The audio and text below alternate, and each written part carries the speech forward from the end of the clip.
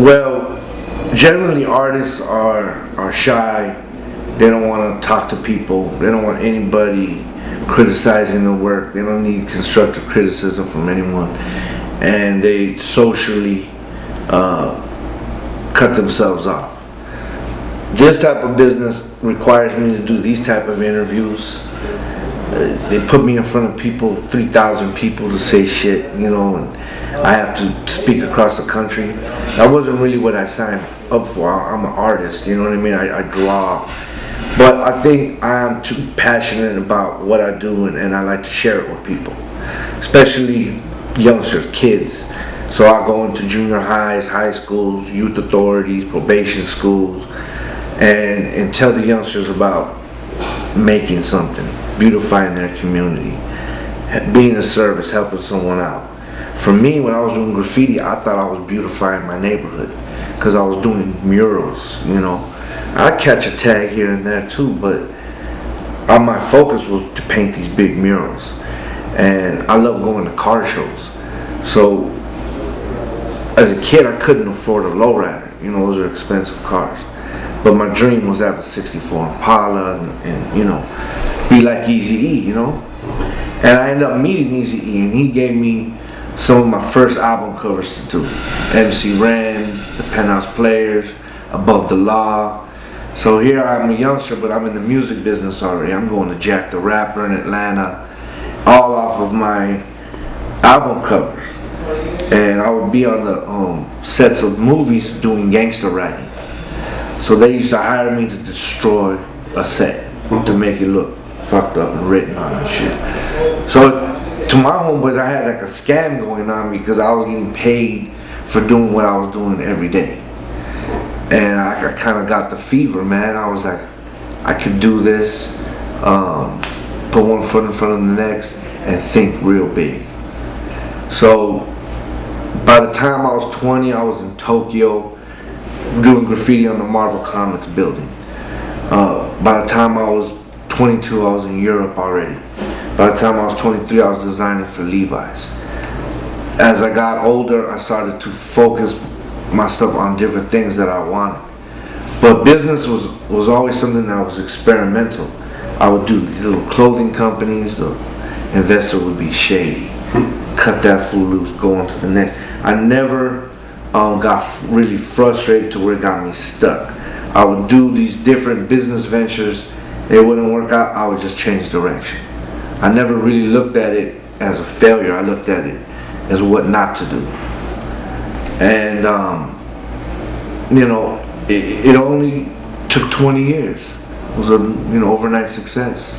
And it was every day doing just a little more, visually seeing where I wanted to be and knowing what I was gonna do. But then there was all these other curveballs thrown at us all the time, like having to speak in front of people, or have to go on TV, or have to do something. Like Eminem would come get a tattoo, but he had to go on a date. So let's speed this up. But of course he wanted his daughter's portrait, so I have to be able to adapt, and I'm in New York in a hotel room. So you have to do surgery on the road. And everyone's different, every canvas is different. Some of the canvases move, some of them have opinions, some of them get faded, some of them can't sit still. So it's always something different. For here now, I'm like, I want to make everything that I do. I want to cut and sew the shorts I wear. I want to work with New Era on a fitted. I want to, make my own cell phone and do these different things. So once you understand design and application and follow through and these things, you can make anything. So I never went to a formal college. I'm ready now. I'm 44 now. I got a lot of questions. When I was 18, I was too cool to ask questions. I sat in the back row. Now I want to know things, So as the business grows, starts to get employees. I started to give my friends some jobs. But all the guys that have jobs here worked here for a year for free. Not even an internship, more on the apprentice side. just for us to feel them out to see if we trust them, you know, and then to learn the way. We have multiple businesses now. We have an agency, which is SA Studios, which handles what they call urban marketing. So we do energy events for, say, Pepsi and Brisk. We'll go to a Latino festival and put iPads and 2 rap vehicles and, you know, put it out to the people. Sometimes we'll do a bunch of projects people don't even know I'm behind it.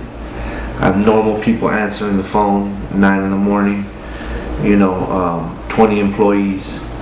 So it's a constant process of fine-tuning and trying different things. But lately we've been able to do cool collaboration with movies, and like last night we did Mayor Hawthorne's record release party. I just like his music, so I thought when it came up for his record release party, I said, you should do it here at the studio. So doing small energy things like that are niche, that are important to us, balances out a big collabo you might do with the bigger company and get paid.